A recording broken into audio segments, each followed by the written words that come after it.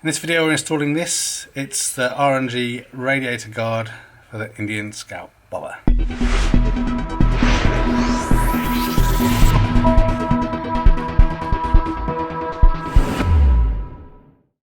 Okay, so this is what we're going to be installing, the R&G Radiator Guard. So it comes in this big box, and basically what it is a piece of laser cut stainless steel, and you can see it's pretty well packed. Let me just this box a little bit so it doesn't fly over the back, and a bit of information about whether we're happy with our product or not.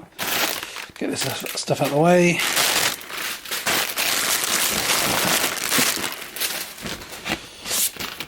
And basically this is it, a piece of stainless steel mesh.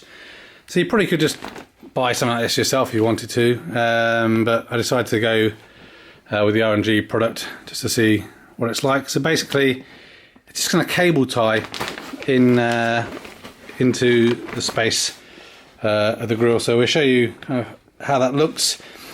The idea is it's kind of going to provide some protection whilst also maximising the airflow. So I'll show you in a moment that I've only had the bike a few days and really only ridden it once, which is back from the dealership, and already there's you can see where stones are going to fly up and hit the radiator. So rather than smashing the crap out your radiator, spending 60 odd pounds, whatever it is, on this, or do it yourself as well, if that's not what you want to go down, but I decided to install this R&G Radiator Guard. So let's pop to it. Should be really easy. Undo a couple of bolts, slip the guard off, and cable tie this in place, offer it back up in, and we should be good. Also, because it's stainless steel, it shouldn't rust or look manky anyway, but I will put some HCF 50 on the bike when I give it all a good coating ahead of using it again. It's getting kind of dark. Still looks quite light on the camera actually, but I've got my workshop light on, so hopefully we can see. Basically we've got two 10mm bolts that we're going to remove, which I'll show you now. One on this side, and also when I get on the other side I'll show you that. That's got the clutch cable, I think, or maybe the brake cable. Some cable connected to it, which we'll see. So you need to make sure that there's a little kind of P-clip that holds that in place. You need to put that back on, and just make sure that you don't foul up the connector when you put that back in. So I'll get these bolts undone and then show you hopefully how easy this guard comes off the front. This is the other side where we can see it's the clutch cable. The clutch cable runs through down here, so it kind of goes into this little recess here, and then we have the rear brake cable connected onto this P-clip here. So just need to make sure that when we take this off, we remember to put it back on along with any spacers that there may be behind there. Okay, so once that's done, mine pretty much just fell straight off, so should go in and out pretty easily. There's these little clips that obviously go up into the recess in the radiator, so we'll just move that out of the way at the moment so we can see what's going on in here. So you can just see pretty better on the other side.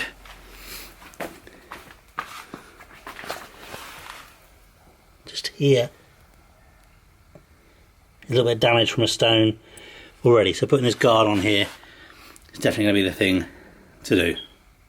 Okay, so when we pop open the package, obviously we've got the guard itself, which I'll just move that out of the way. We've got some very kind of basic instructions, a couple of pictures, and a bit of wording on the back telling us how to install things, a couple of R&G stickers, another couple there, some foam sticky padding, I guess if you need to fix it a different way depending on a different application, and these cable ties, which is what they want you to use. I'm actually going to use black cable ties because I think it's going to look a bit rubbish with white cable ties, but let me grab some black ones and then see how this looks once it's fitted. Okay, so I've got myself some black cable ties here, nice and long and chunky, so we're going to use those, and basically we're going to offer up the grill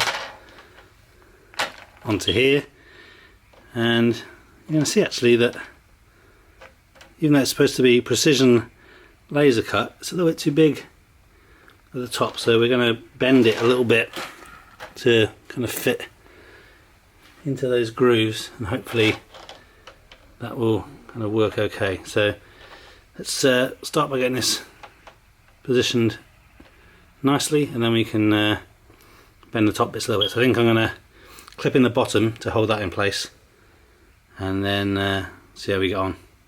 Okay, so what I've done is I've slightly bent the guard so it kind of fits into this plastic channel. So obviously be careful because it is plastic, and then I'm going to now cable tie it in position as it is now. I'm going to actually try and use some smaller black cable ties I have, because the big ones are a little bit too thick to fit kind of square on through the holes, so hopefully these smaller ones will do the job nicely. I'm still not sure if this is going to cause a problem when it comes to reinstalling. I don't know if it's part of the radiator that sits against it's going to cause an obstruction, but we shall see. Okay, so this is it from the back side. So I've done 6 clips altogether, or cable ties, 2 at the top here, 2 at the middle, and 2 down the bottom. So I think it looks alright. A bit kind of frustrated it's not kind of super precise and you have to use the cable ties, but this is kind of job over, well, I don't know, the styling isn't bad, I just wish you could have to use cable ties, but I don't think you'll be able to tell that much when it's on the bike anyway. So let's see if it installs okay and what it looks like when it's finished. Okay, so that's it, all installed. Just remember when you're putting it back on to do the P-clip for that cable, and make sure any spaces or anything didn't fall out. I think it looks pretty good. It's difficult to see in this light really, but it fits in nice and flush. Just make sure it's kind of seated nicely at the top, but I think it actually looks pretty stylish. It's not super obvious unless you look really close about the cable ties we've used to clip it on. So hopefully that should protect the radiator from more stone damage. So that's it, all installed. When I was looking around, there wasn't many options. Most of them, the guards for the in and scout bobber looked just like this. So I do think in some ways it's overpriced for a piece of kind of mesh that's kind of cut to the right size, but it's going to save you hopefully in the long run to stop getting your radiator smashed about. So whatever you do, definitely consider doing something, whether that be the R&G Radiator Guard or something else. Thanks for watching this video. A thumbs up would be really appreciated.